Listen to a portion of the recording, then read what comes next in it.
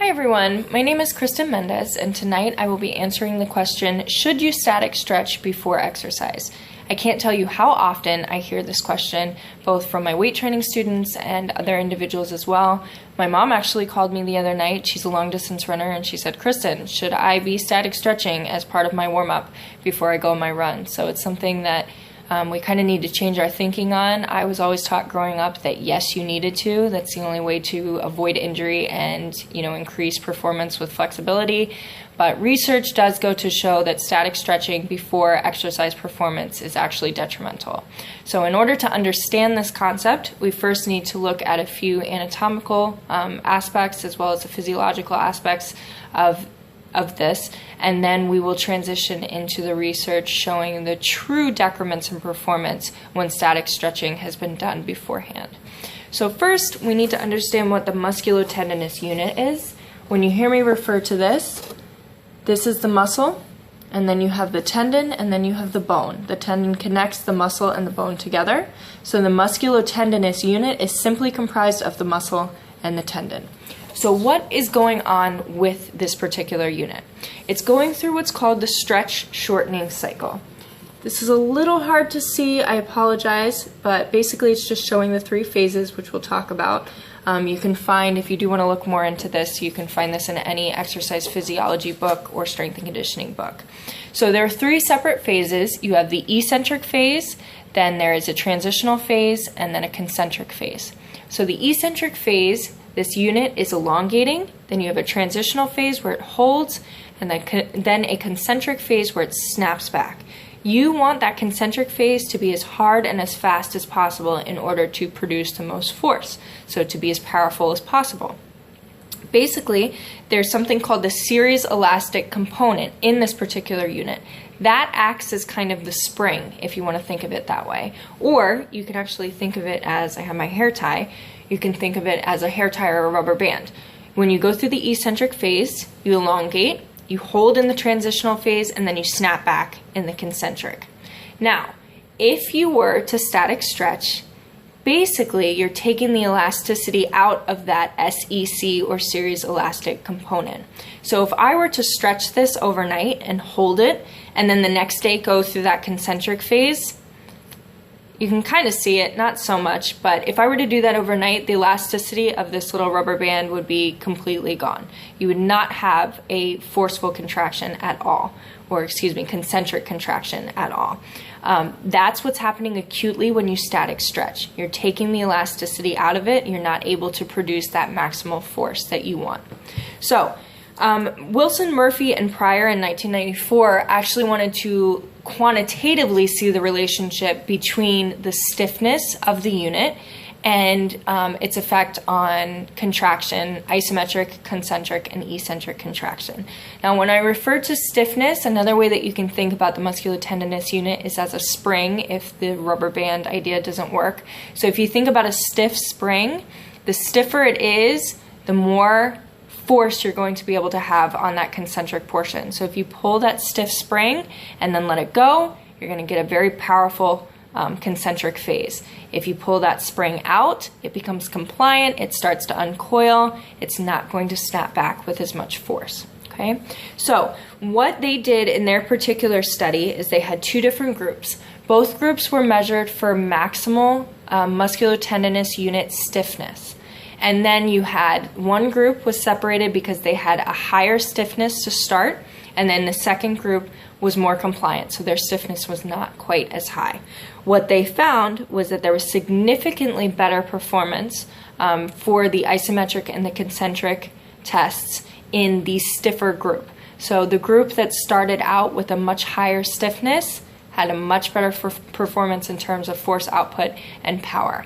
So right there, you kind of see what we're looking at, that the stiffer that unit is, the more contractile force it has, higher power, okay?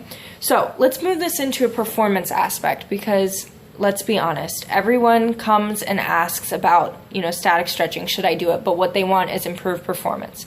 So I kind of wanted to look at a few different aspects of exercise in order to do a general, you should not static stretch before performance.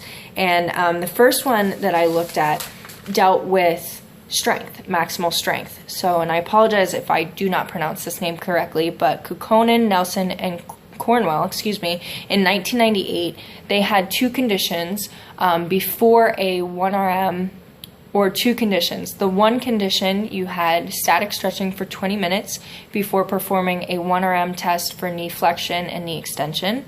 The other condition was sitting quietly for 10 minutes before you perform those same two tests, and obviously they were done on different days. So there was a significantly lower maximal strength for the individuals performing the static stretching condition compared to the individuals that did not stretch, that just sat quietly before those 1RM. And these were untrained individuals. So the next couple of articles look at trained individuals, and this is untrained. So it spans the board. Static stretching in this case made maximal strength go down.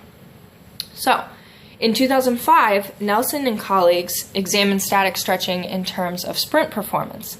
They had 4 separate conditions. One was a non-stretching condition before performing a 20-meter sprint. Everyone performed the 20-meter sprints afterwards. The second condition was stretching both legs. The third condition was when they're in the blocks, the only leg that they would stretch would be the front leg. The fourth condition was only stretching the back leg, however they would set up in the blocks. So after these 4 conditions and these sprint times were calculated, they found that all stretching conditions resulted in significantly longer sprint times, which it's so obvious that static stretching was a detriment in that case.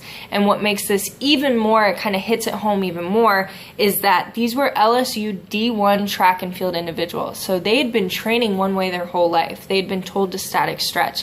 So the researchers actually spoke to them and saw that there was this psychological aspect of fear going on because they felt that they were going to get injured when they sprinted. So not only were they overcoming this psychological fear, so really they should have done worse with the non-stretching condition, but they didn't.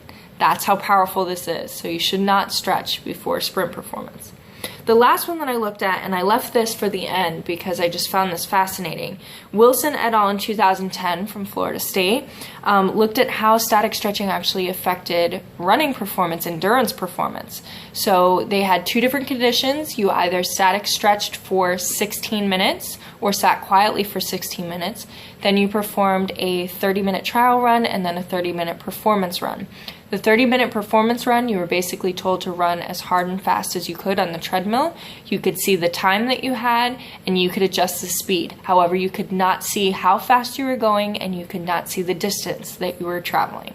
So, at the end of this, they found that the condition where there was static stretching had a 3.4% decrease in distance. On top of that, they looked at energy cost and saw that more calories were used, so they were not as efficient in the stretching group. They used more calories to go less distance. That kind of stinks. So that's obviously, as an endurance athlete, that's not what you want. You want to be as efficient as possible in terms of energy use in order to go as far as possible. So from looking at all 3 of these articles, it's quite clear that you really should not be static stretching before any type of exercise performance. Now, that being said, on a side note, I often get the question, so are you telling me to just go lift cold or go run without doing any type of warm-up? No, of course not. You have to warm up, but you need to be doing an active or a dynamic warm-up where your heart rate starts to raise, your respiration goes up, you're warming everything up, muscles, tendons, ligaments, joints, everything, in order to be prepared to perform any type of exercise that you're doing. So the take-home message is you should not be static stretching before exercise. I hope this has helped. And here are my references. I'm not very tech savvy,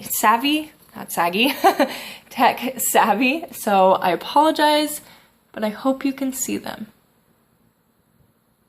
Okay, have a wonderful night. Thanks.